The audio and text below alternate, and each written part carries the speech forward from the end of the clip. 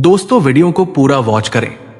एक समय की बात है, एक गांव में एक गुरु रहते थे जिन्हें खबर हो गई कि एक अन्य नगर में एक और विद्वान आए हुए हैं। वे अद्भुत ज्ञान के मालिक थे और आगे बढ़ने के लिए सबकी सहायता कर सकते थे।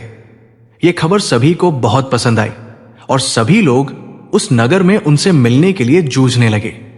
इन दो विद्वानों के राज्य को पता चलते ही वहां का राजा उनसे बात करने के लिए अपने दरबार में बुला ले आए।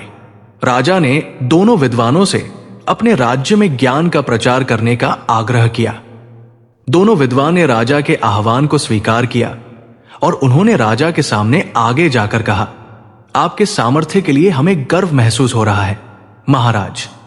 हम आपकी सेवा में हमारा सर्वोच्च कर्तव्य मानने के लिए तत्पर हैं।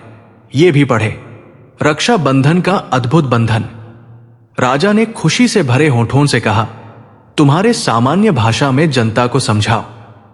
पहले विद्वान मुस्कुराते हुए बोले, अच्छा महाराज, हम आपके राज्य के राजा और प्रजा के बीच बातचीत को सुगम बना सकते हैं। राजा ने आश्चर्यचकित होते हुए कहा, मुझे बिल्कुल आश्चर्य हो रहा है कि तुम कैसे कर सकते हो। ये तो मेरे लिए।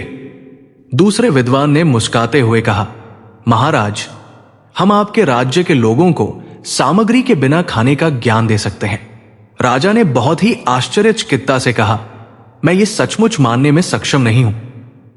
कृपया मुझे बताओ, तुम इस बात को कैसे संभव कर सकते हो? पहले विद्वान ने कहा, महाराज, हम विज्ञान का उपयोग करके एक ऐसा उपकरण बना सकते हैं जिससे हम राजा की मर्यादा के साथ बातचीत कर सकते हैं।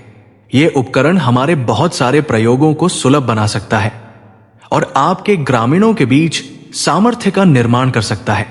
दूसरे विद्वान ने कहा, महाराज, हम खाना खाने की जरूरत के बिना एक ऐसा प्रयोग बना सकते हैं जिससे खाने की जगह नहीं होती है। यह उपकरण आपके लोगों के लिए आरामदायक और स्वास्थ्यप्रद होगा। यह सब सुनकर राजा बहुत प्रभावित हो गए और उन्होंने दोनों विद्वानों का स्वागत किया और अपने राज्य में इन उपकरणों का प्रचार कार्य करने के लिए उन्हें सौभाग्य दिया।